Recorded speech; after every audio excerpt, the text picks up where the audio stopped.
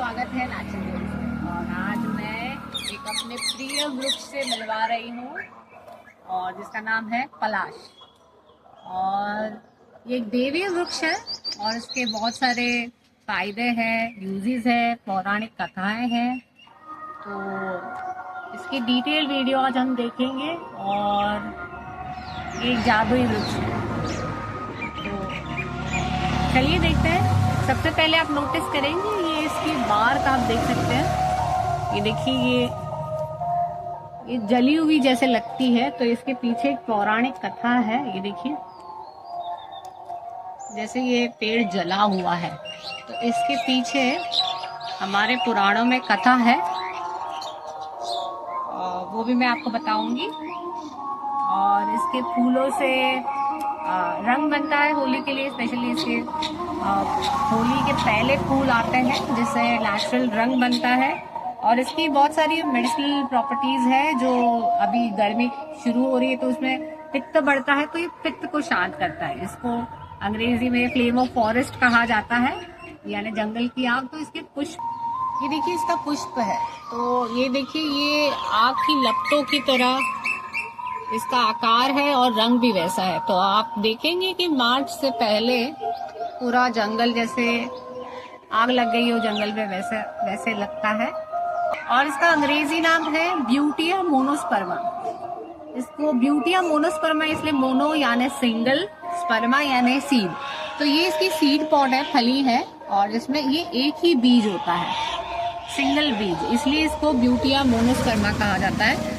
और गुजराती में इसको खाखरो कहा जाता है, यानी ये खाखरा के जैसा ये थिन है इसलिए। और बहुत सारे इसके नाम हैं, जैसे टेसू, ढाक के 3 पात। एक कहावत है, क्योंकि ये पत्ते 3 पत्तों से बना हुआ एक उसका लीफलेट है। कि इसमें 3 पत्तों का एक लीफलेट बना होता है, तो उसे ब्रह्मा, विष्णु, महेश भी माना जाता है। और इंटरेस्टिंग बात है, वो पत्तों के डोने बनते हैं। तो यानी इसकी बार्क से लेके, जड़ से लेकर, फूल से लेकर, और इन बीजों को पेट के कीड़े मारने में, दवाई में एज ए यूज किया जाता है। और इसमें इंसेक्ट्स जो लाख बनाते हैं उससे चूड़ियां बनती है। तो है ना ये अद्भुत। और इसकी कहानी सुनते हैं कि वेदों में इसकी क्या कहानी है, जो ये जो जलने वाला टेक्सचर है वो आया है। आप इसका तना देख सकते हैं, जैसे जला हुआ है, और आप देख सकते हैं आसानी से निकल रहा है। तो ये इसकी पहचान है। और इसकी टहनियाँ और इसका तना ये बिल्कुल सीधा नहीं होता, थोड़ा आड़ा टेढ़ा होता है। जैसे कोई जला हुआ पेड़ हो तो वो सीधा नहीं होता, आड़ा टेढ़ा होता है, वैसा दिखाई देता है।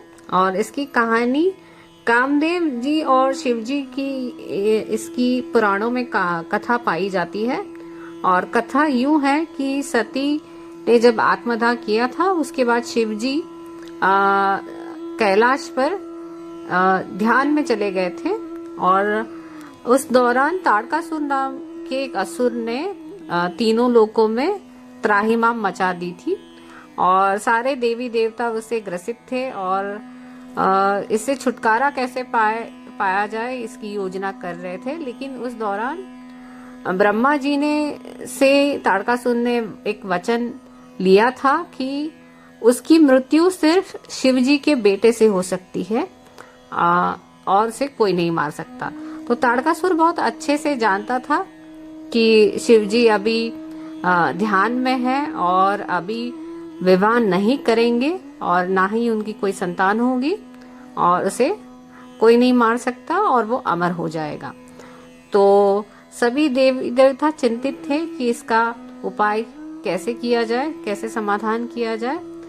तो उस दौरान इंद्र देव ने कामदेव जी को बुलाया और कहा कि आप अपना बाण चलाइए शिव जी पर, और उनको पुनः विवाह के लिए तैयार कीजिए, और फिर उनकी संतान होगी, और फिर हमें ताड़कासुर से छुटकारा मिलेगा। तो कामदेव जी इस काम के लिए तैयार हुए, और कामदेव जी ने अपना बाण चला दिया शिव जी पर। जब वो ध्यान में थे, गहरे ध्यान में थे, तो हालांकि उन्हें बाण लगा, लेकिन उससे उनकी साधना में डिस्टरबेंस हुआ और बहुत इससे काफी क्रोधित हुए और अपने तीसरे नेत्र से कामदेव जी जलाकर भस्म कर दिया। और फिर उन्हीं की राख से एक पेड़ की उत्पत्ति हुई और उस पेड़ को पलाश कहा जाता है। और उसके आप पुष्प भी देखेंगे तो उसमें वो अग्नि की दाह दिखाई देती है, वो ज्वाला दिखाई देती है, वो जो क्रोध था वो अग्नि उसमें वो प्रतीत होती है। तो इस तरह पलाश पेड़ की उत्पत्ति कामदेव की अस्थियों से हुई है। ये पुराणों में कथा है और ये विशेष पेड़ है जो हवन और पूजा में इस्तेमाल की जाती है इसकी लकड़ी। और इसके पुष्प विशेषतर शिव जी को चढ़ाए जाते हैं। महाशिवरात्रि के दिन इन पुष्पों से शिव जी की पूजा की जाती है। और ये 3 रंगों में आते हैं। ये आप जो ऑरेंज रंग देख रहे हैं, और एक पीला रंग आता है और एक सफेद रंग आता है जो बहुत ही दुर्लभ है, काफी कम पाया जाता है। और अमेजिंग बात और ये है कि ये स्टेट फ्लावर ऑफ झारखंड है, तो ये झारखंड का राज्य पुष्प है। और ये मेरा भी प्रिय वृक्ष है और इसके फूल भी मुझे बहुत पसंद है। और आइए देखते हैं इससे हम सीटी कैसे बजा सकते हैं, इसकी आवाज कैसी है पलाश की। तो पहले हम फूल देख लेते हैं। ये देखिए, ये नीचे का जो भाग है इसे सैपल कहते हैं। तो सीटी बजाने के लिए आपको इसके सारे हिस्से अलग करने होंगे और ये इसमें 5 पंखुड़ियां होती हैं। तो आप देख सकते हैं ये एक जुड़ी हुई पंखुड़ियां हैं और ये साइड में 2 विंग्स होते हैं। तो टोटल 5 पंखुड़ियां होती हैं। और ये आप नीचे का ये जो बेस निकालेंगे सैपल का, तो इसके अंदर एक वाइट और एक पतली सी एक आपको ये डंडी दिखेगी जिसे पिस्टल कहा जाता है। तो ये अंदर से पूरा ये खाली हो जाएगा। तो इसको बहुत ध्यान से निकालिए, बहुत नाजुक होता है।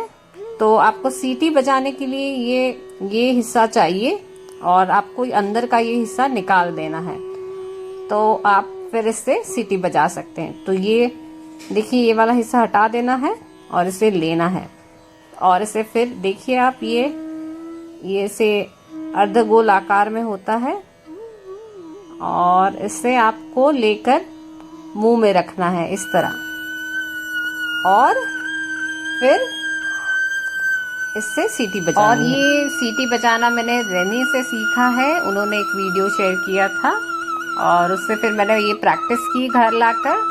तो आप थोड़ा प्रैक्टिस करेंगे तो आप भी इसको सीख जाएंगे बजाना। अगर आपके घर बच्चे हैं तो उनको ज़रूर ये बताइए और ये कथा ज़रूर बताइए। और रेने और उषा माँ से ही मैंने सीखा है कि पेड़ों की माइथोलॉजी स्टोरी होती है और कहानियाँ लोगों को जोड़ती हैं पेड़ों से। तो ज़रूर ये कहानी शेयर कीजिए और उसके फ़ायदे।